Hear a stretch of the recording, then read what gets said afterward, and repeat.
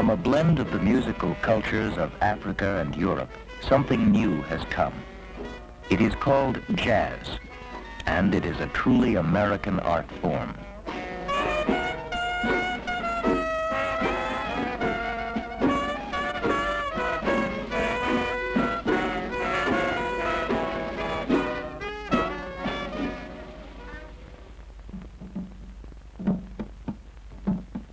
To Africans, music was a very important part of everyday life.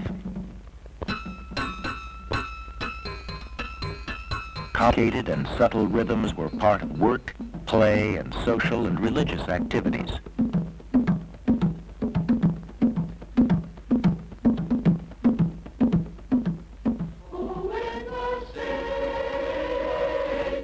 The scales, harmony, and structure of European music were heard by Africans brought to the New World as slaves.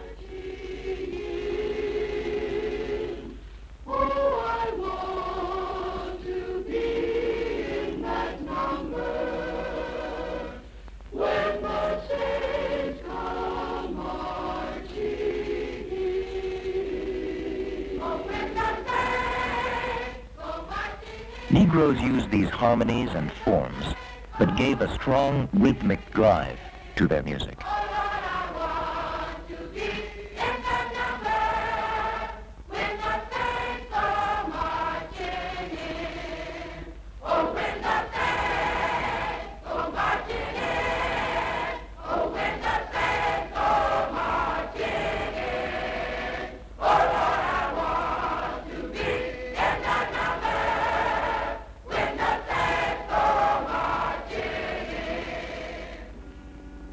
In the South, around 1900, it was common for marching bands to accompany funeral processions.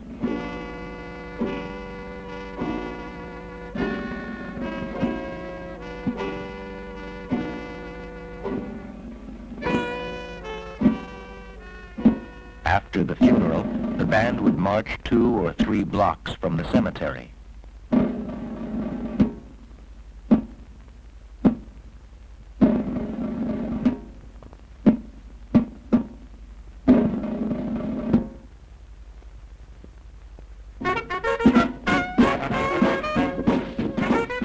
Then the band would break into happier music that expressed the belief that the departed was going to a happier life.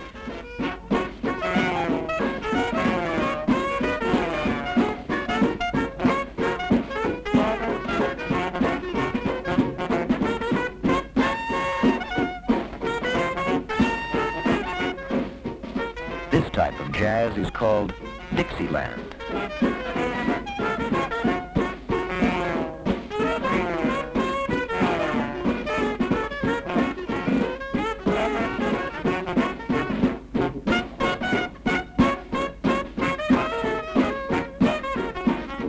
Dixieland has the rhythmic drive and melodic freedom that black Americans with their African traditions developed out of European music.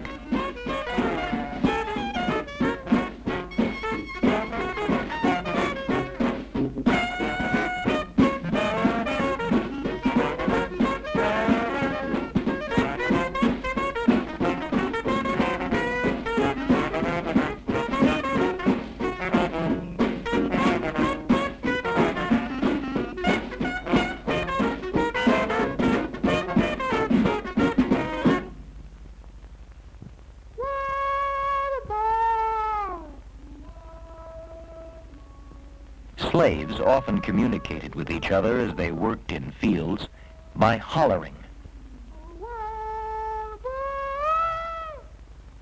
An important element in these field hollers was note bending.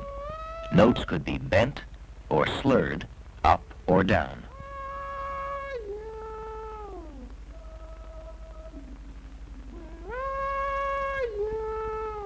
Note bending was one of many vocal techniques copied on instruments.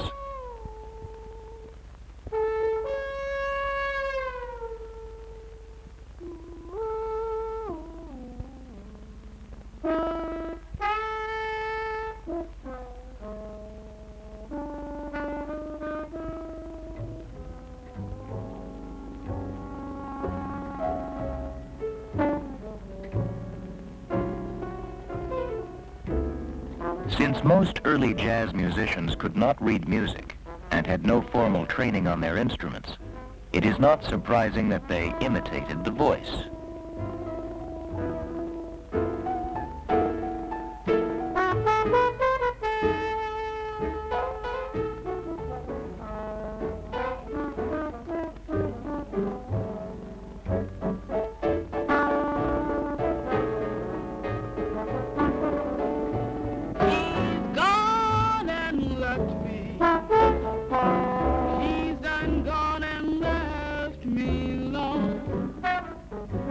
We are listening to an expressive kind of jazz called blues.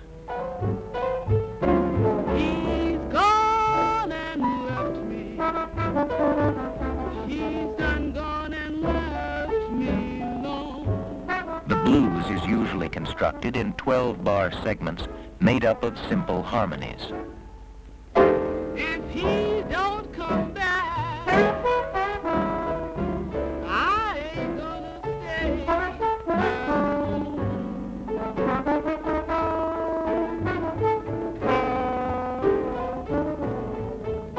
My man was mine.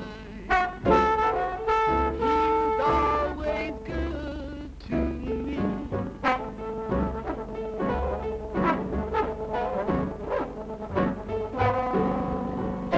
My man was mine. He was always good to me.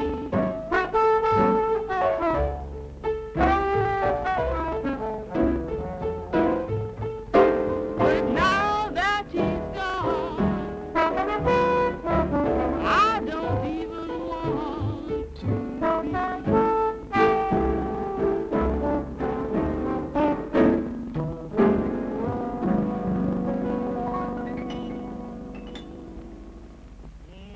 Call and response, in which a leader's cry is answered by a group, can be traced back to African tribal tradition.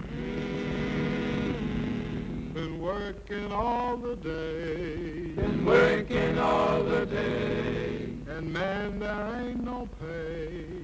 In America, call and response were used in work songs and in church. I got to get away. Going away to stay. Going away to stay. Oh. As you might expect, the call and response pattern was also picked up and used in jazz.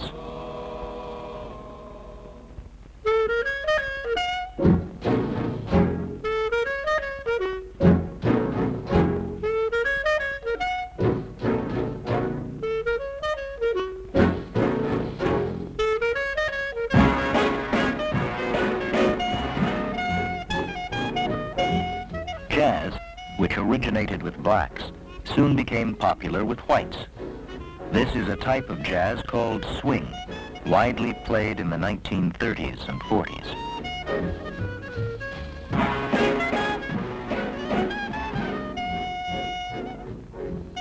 Swing was usually music for dancing. Swing bands were large, with sections of instruments.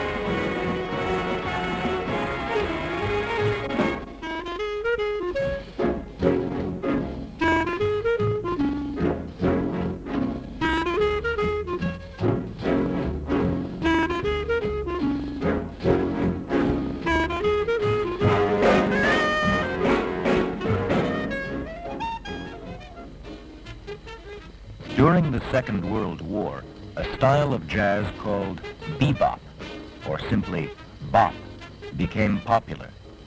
Bop was jagged and frantic, music for listening, not dancing.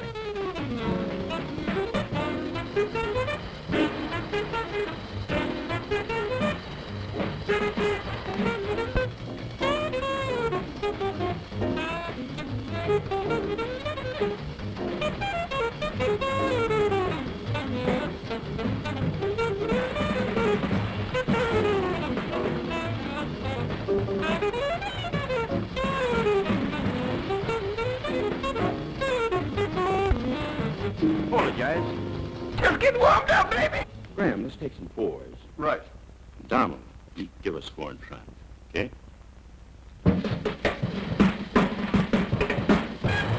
An important element in bop, in fact in all jazz, is improvisation.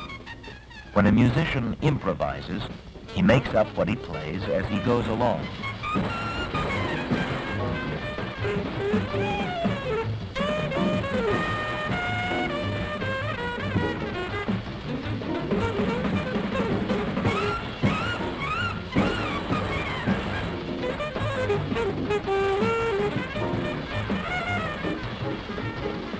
Although the musicians are improvising, they are making up music that fits the melody and harmony of the piece as well as the style. In this case, bop.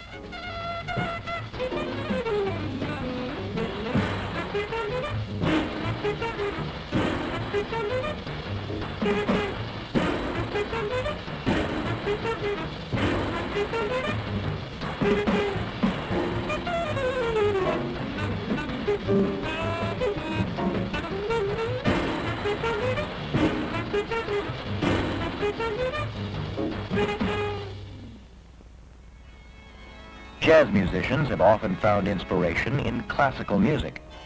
In this piece by Johann Sebastian Bach, each voice has an independent melodic content, yet all the voices relate to each other.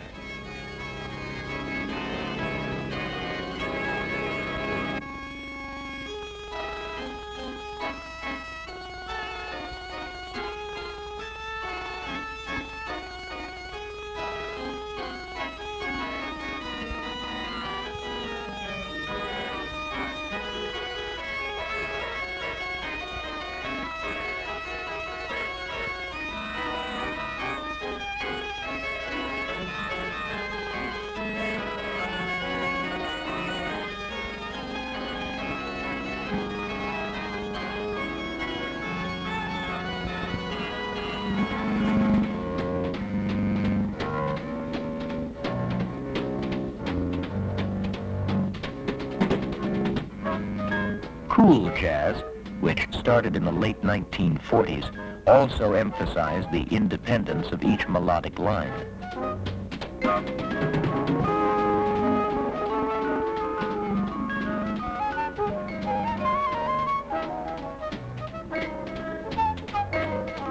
Cool jazz was restrained and intellectual, a reaction against the emotionalism of bebop.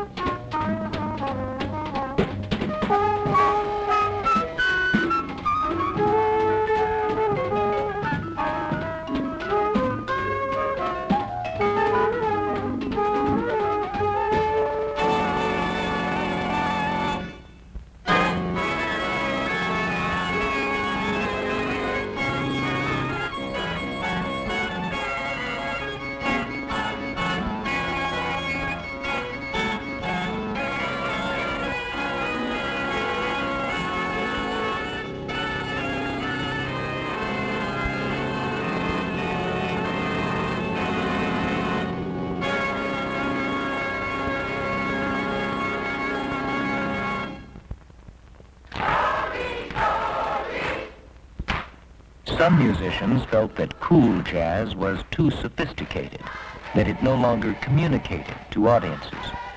They looked back to the early roots of jazz to find their inspiration, back to gospel music.